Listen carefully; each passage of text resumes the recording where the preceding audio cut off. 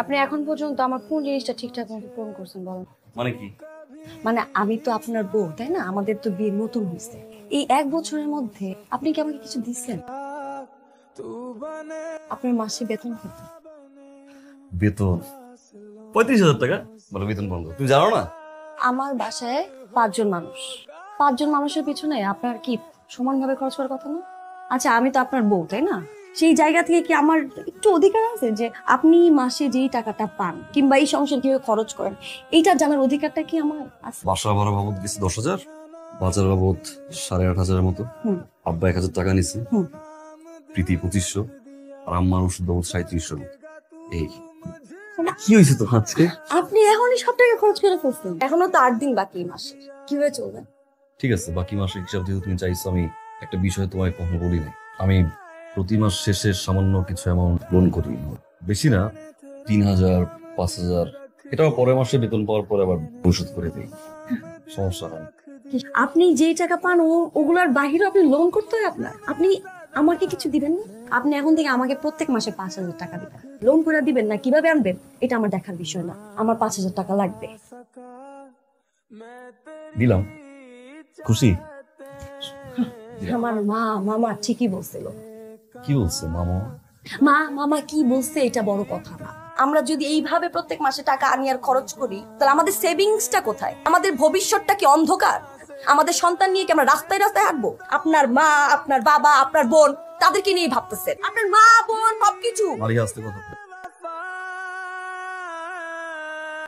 আমি ভাবছিলাম যে একটু সময় যেহেতু আছে একটু বুঝাই আমার, তারপরে সেভিংসটা নিয়ে ভাবার প্ল্যান ছিল। আপনি যেভাবে খরচ করেন এরপরে তো আরেকটা মানুষকে এই পৃথিবীতে আনার তো আপনার সামর্থ্য নাই। তুমি বুঝতেছো না, আমার কোনো পুরুষকে যদি তার ওয়াইফ বলে যে তার বাচ্চা নেওয়ার সামর্থ্য নাই, কতটা কষ্টের তুমি বুঝবে না। মালিয়া শোনো, মালিয়া রাগ করার তো কোনো মানে নাই, সবকিছুটা সমাধান থাকা উচিত, তাই না? আপনি সমাধান চান? আমি আমি চাই চাই আপনি আসলে সমাধান চান? আমি সমাধান চাই, তারপর একটু হাসো, তারপর রাগটা ভাঙাও। আমি আর আপনি এই শহরে থাকবো, হ্যাঁ? আপনার বাবা মা আর বোনকে গ্রামে পাঠাই দিন। গ্রামে তো ছোটখাটো একটা বাড়ি আছে, তাই না? সেখানে থাকলো সমস্যা নাই তো। তাহলে আমাদের যে সেভিংস এর যে প্রবলেমটা ছিল ওইটা সমাধান হয়ে গেল। সেভিংস করার জন্য আমি আমার মা বাবা বোনকে আমি গ্রামে পাঠিয়ে দিব? আর তো কোনো সমাধান নাই। মালিয়া মানে কি, মানে আমি তো পরিস্থিতির শিকার, তাই না? তোমার কাছে যদি মনে হয় যে তুমি কোনোভাবে থাকতে পারতেছো না, তুমি বাড়ি চলে যাও। কি মানে আমি বলতেছি না তুমি পার্মানেন্টলি চলে যাও, আমার মনে হয় আমার মনে হয় চুপ, চুপ। আপনি কি বলবেন? কথা বলতেছি আমি। আপনি কি তোমার বলছেন? যদি মনে হয় তুমি কোনোভাবে থাকতে পারতেছো না, তুমি তো বাড়িতে যাও। আমি বাড়ি ছেড়ে চলে হ্যাঁ যাবো। তুমি চলে যাও, রাইট চলে যাও, আমি পরিবারে কেউ না। এখন চলে যাও। কি করছিস বাবা? মা, আমি এই সংসার করব না মা। আপনাকে সামনে কিরকম খারাপ ব্যবহার করতেছে আর মাইয়া কি থাক। আমাকে দিয়ে যাবার কিচ্ছু লাগবে না, চলো মা। মানে শোনো, আমি কিন্তু তোমাকে অনেক কথা বলছি মালিয়া, তোমার সব কথা বাদ দিয়ে রাগের মাথায় তোমাকে আমি যেটা বললাম চলে যেতে তুমি সেটা শুনলা। আমার মনে হয় তোমাদের যাওয়ার আগে আমার কিছু কথা বলা উচিত এবং তোমাদেরও শোনা উচিত।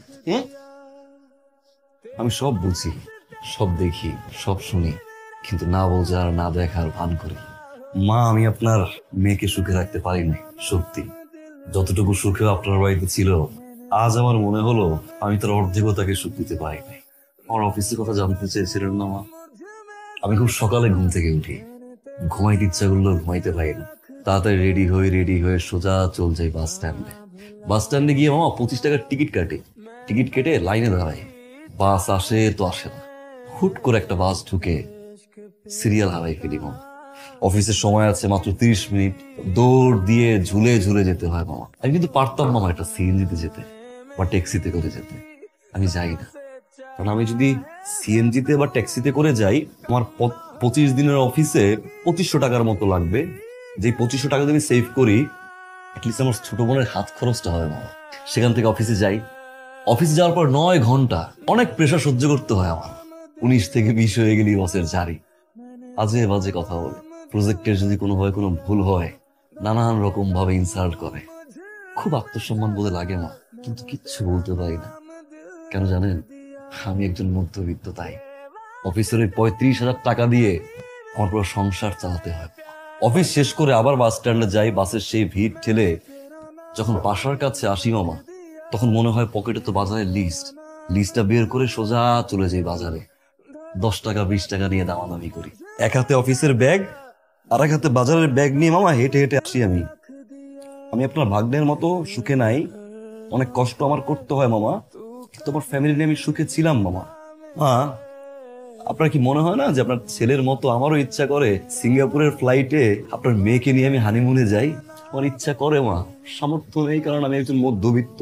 আমি যখন একটা শপিং মলে যাই, একটা দামি শার্ট দেখে আমার খুব ইচ্ছা করে যে আমি আমার বাবার জন্য কিনি, দামি একটা শাড়ি দেখে ইচ্ছা করে আমার মায়ের জন্য কিনি, আমার বউয়ের জন্য কিনি, কিন্তু কখন ইচ্ছা করে না মামা নিজের জন্য কিনি। আধুনিকতার ছোঁয়া কিন্তু আমার ভিতরে আছে মামা, কিন্তু ভুলে যাই। কেন জানেন? আমি একজন মধ্যবিত্ত, তাই আমার স্বাদ আছে, সাধ্য নাই। কিন্তু মা বিশ্বাস করেন, আমি 11 মাস সুখে ছিলাম, আমি 11 মাস শান্তিতে ছিলাম, তবে এখন আর সুখে নাই, এখন আর শান্তিতে নাই মা।